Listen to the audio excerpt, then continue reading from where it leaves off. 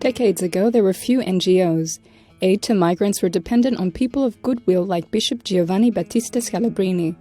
At the end of the 19th century, this Italian made headway to involve governments in the reception and integration of migrants. Back then, waves of Europeans were leaving their land to seek their fortune all over America. He involved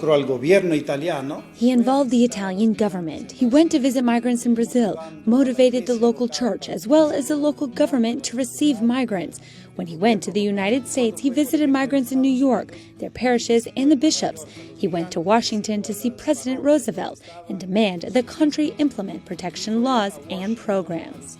Giovanni Battista Scalabrini founded up to 3 institutions to help migrants, including the missionaries of St. Charles Borromeo, known as the Scalabrinians. There are currently around 600 priests present in more than 30 countries.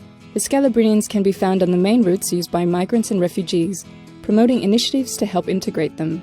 The Superior General, Father Leonardo Chiarello, is a descendant of Italian migrants in Brazil. Our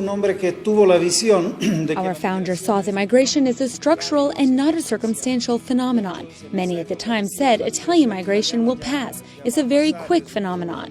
We know that migration is structural, but there are very rapid changes in some migratory flows, which is what's happening in Venezuela. Political change is also sufficient to provoke a massive movement of migrants. So we must pay attention to what happens. Today, being aware of what is happening in the world means preparing for the collateral damage of the pandemic. The UN estimates that some 25 countries will face devastating levels of hunger in the coming months due to the coronavirus. The situation of migrants and refugees who already live in a precarious way is also expected to worsen.